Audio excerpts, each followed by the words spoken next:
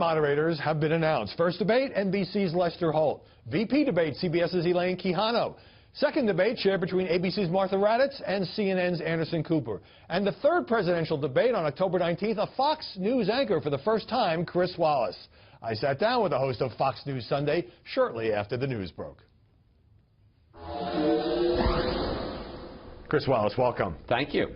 How does being chosen for this presidential debate, how do you feel about it personally, and what does it mean for Fox News? Well, it is an enormously gratifying thing to be chosen. Obviously, the Commission on Presidential Debates has entrusted one of the three to you to be the moderator, to help tens of millions of Americans make up their mind comparison shopping between the two, or if one of them reaches 15%, one of the third-party candidates as well. And I'm very proud to be a representative of Fox. This is the first time that any journalist from Fox has ever been chosen to moderate a general election debate, so I'm very proud for that.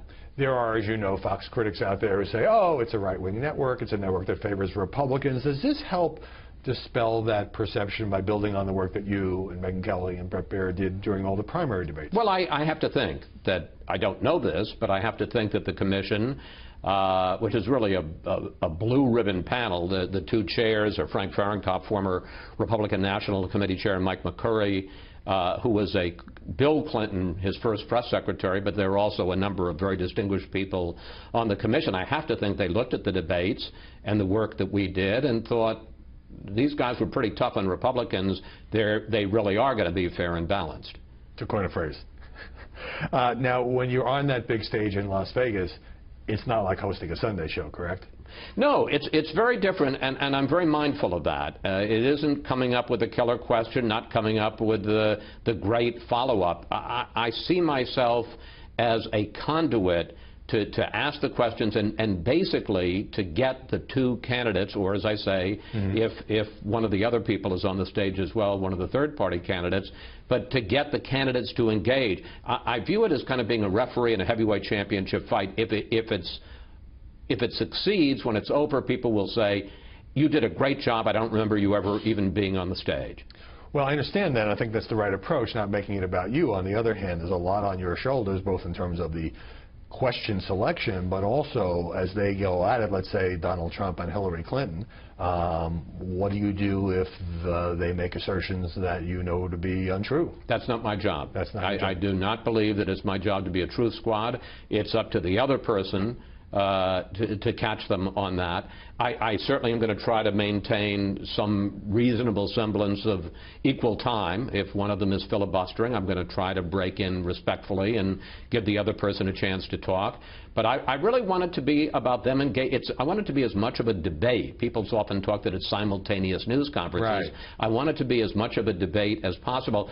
Frankly, with these two and the way, you know, as Keith Jackson used to say about football rivals, these two just plain don't like each other. I suspect I'm not going to have any problem getting them to engage with each other. But I don't view my role as truth squatting. I think that's a step too far, and if people want to do it after the debate, fine. It's not my role.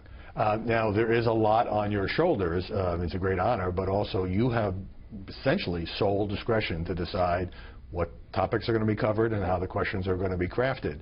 Are you going to, how do you go about drilling down to decide what to pack into that 90 minutes? Well, first of all, I didn't really know what went into it, and I'm learning, and it is a little daunting. For instance, the way the debate is organized, there are going to be 6 topic areas, 6 buckets, if you will.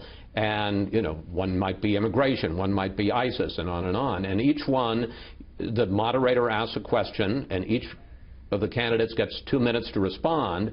If you assume it's 2 candidates, that's 4 minutes, and then you have the remainder of the 15 minutes for that bucket to engage the two in a conversation. I asked one of the people on the commission yesterday, well, who decides the 6 buckets? Because somebody has to tell the campaign, the 2 campaigns, a week in advance. What are the 6 buckets? They said, you do. And I'm like, really? They said, yeah, you decide what the topics are going to be, and we tell the campaign, and that's it. No committees, no bureaucracy. No. Your father, Mike Wallace, had an extraordinary broadcasting career. What advice do you think he might offer you? Well, it's funny, I've thought about this a lot. He would be very proud of me.